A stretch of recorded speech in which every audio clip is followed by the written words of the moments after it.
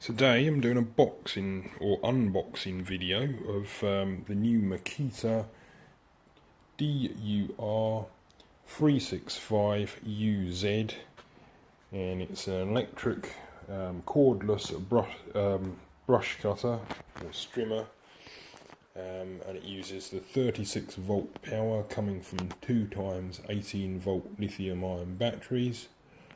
And it seemed like a suitable alternative to the petrol model if you're just doing small scale gardens, either for yourself or for work in residential areas. Seems to be quieter from what I can make out than a 2-stroke or a petrol engine. And if it's just a case of recharging the lithium ion batteries, then that's pretty straightforward anyway. So yeah, I thought I'd give it a go. There's some good deals going around at the moment. It's quite a recent model, so we'll have a look.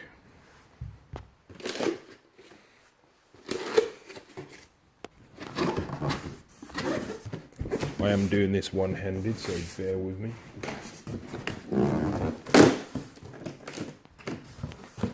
Right, there you have it.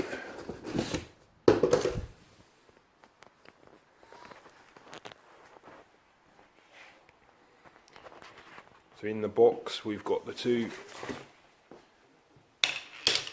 supports you can hold on to, the guard,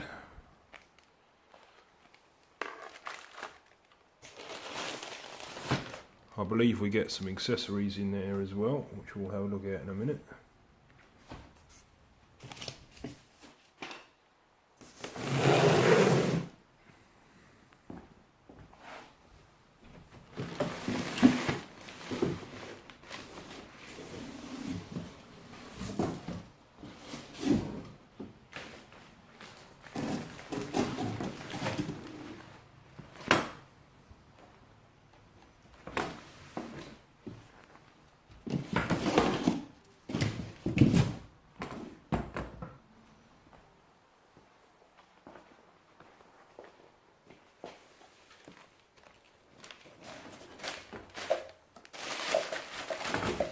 See if we can untie these knots one-handed.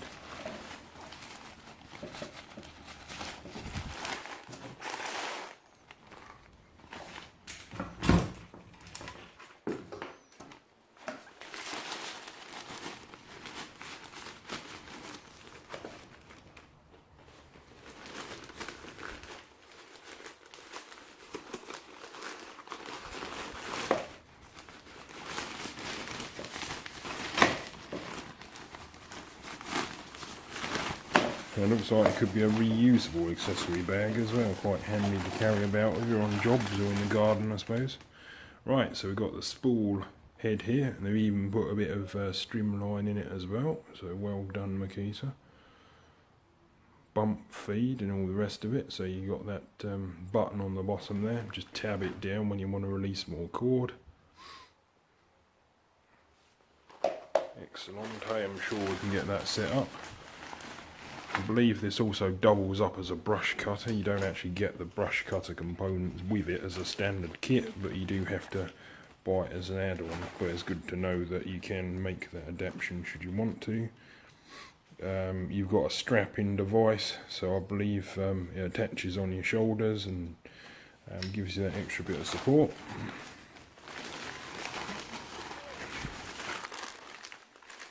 And you get some safety goggles as well, so well done. I've got my own goggles, but never mind, it's worthwhile having it in there anyway. That looks like the bracket that you put handlebars or the handhelds or whatever you want to call them on there, and the bolts to go with it.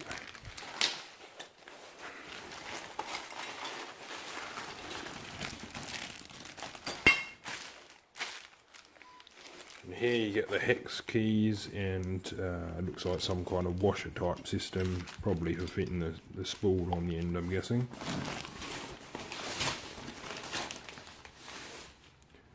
So, for now, that's how it all comes out the box.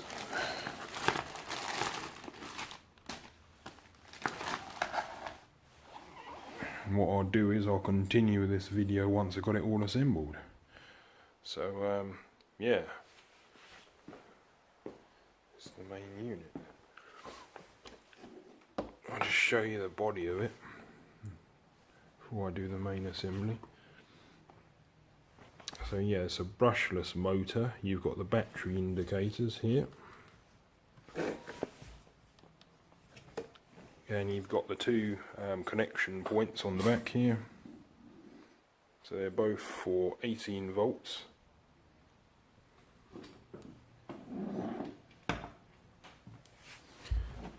And you've got the control trigger as well. You have to press both buttons to actually switch on the machine. And you've got the on button and also a reverse button, and the on button works in 2 speeds by the looks of it. You've got rabbit for fast and tortoise for slow. So yeah, I'm sure all will be revealed when I get it set up, so just give me a little while on that and I'll get back to the video. Right, okay, here we are all set up now. We've got the whole bit ready to go, and I'll just talk you through some of the controls of this machine. If you just look at the control panel here on the handlebars, you've got your on and off switch. You press and hold that for about a second and you'll see you've got the speed setting glowing in red now between the tortoise and the rabbit. If you want to turn the machine off, you press again and hold, that'll go off. This machine does become inactive after a few minutes and will shut off by itself, which is good to know. In terms of the speeds, you can adjust it simply by doing short presses, that being the lowest speed, medium and high. And I'll just take you through the different speeds that this machine does. So you squeeze the 2 parts of these this handle mechanism.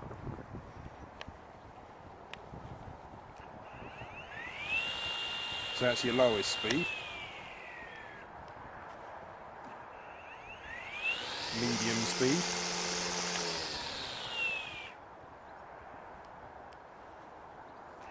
and high speed.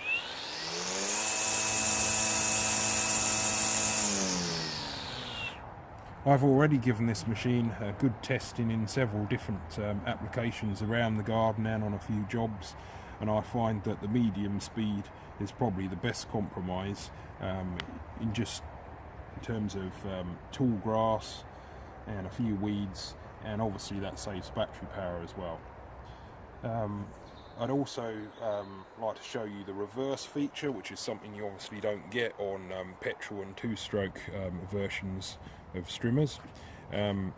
Essentially what it will do is, if you do get tangled up in any undergrowth, you can reverse it backwards and there is a chance it could then untangle itself.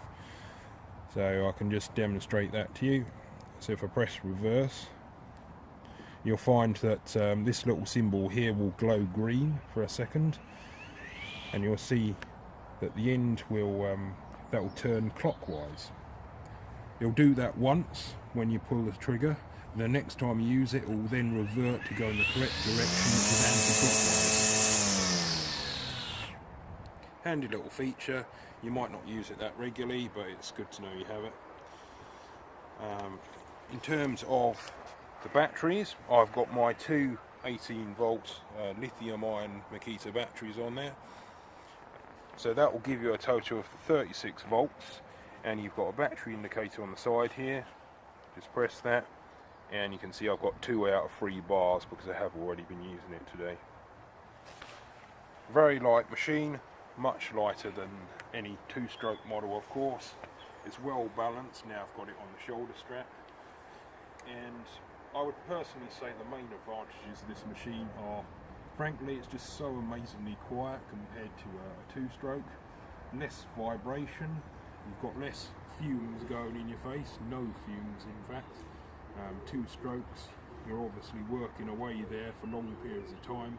You've got the motor buzzing away, vibrating with all the fumes coming out right near your head.